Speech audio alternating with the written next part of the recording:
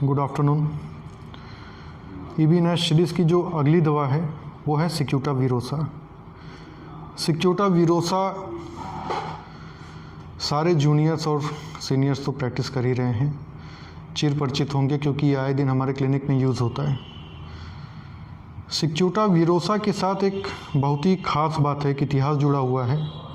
New York में एक समय सेरेब्रोस्पाइनल मेनिंजाइटिस फैला हुआ था और डॉक्टर बेकर जो कि होम्योपैथिक चिकित्सक थे, फिजिशियन थे, उनके पास 60 पेशेंट आए और 60 के 60 ठीक हुए बिना एक भी जान गंवाए। जबकि उस समय जितने लोग एलोपैथिक ट्रीटमेंट करने गए उसमें काफ़ी जाने गई।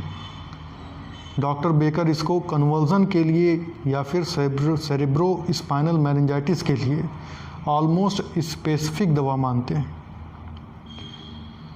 क्लिनिकल यूज़ में ज़्यादातर हम इसका यूज़ कन्वर्जन में करते हैं और सब तरह के शॉट्स के मूवमेंट होते हैं पेशेंट में, क्लोनिक, टोनिक, हर तरह के मूवमेंट, टिक्स भी, ऑपिस्थोटोनस, सर और पैर दोनों एक बो के आकार में ऊपर उठ जाते हैं और मरीज सर और पैर के भरोसे ही पूरी तरह से सीधा हो जाता है। चेहरा टेढ़ा हो जाएगा, हाथ टेढ़े हो जाएंगे।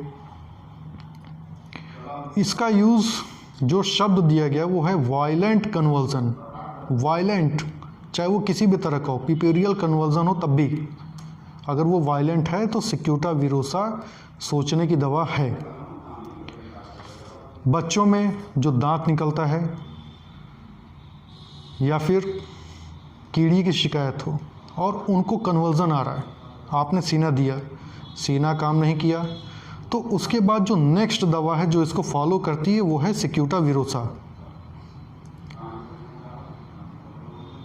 कभी कभी कुछ केसेस आते हैं जिसमें आपको हिस्ट्री मिलेगी कि मरीज को चोट लग गई, एक्सीडेंट हो गया या लड़ाई झगड़ा हो गया जिसमें उसको सर में, ब्रेन में या फिर स्पाइन में इंजरी आ गई और उसके बाद उसको सर में दर्द या कन्वर्जन की शिकायत आ रही है, सीजर की शिकायत आ रही है, स्पाज़म हो रहा है, आपने आर्निका माउंट दिया, आर्निका माउंट से आराम नहीं मिला, तो आर्निका माउंट के बाद जो अगली दवा आप सोचेंगे वो सिर्फ और सिर्फ सिक्यूटाविरोसा ही है।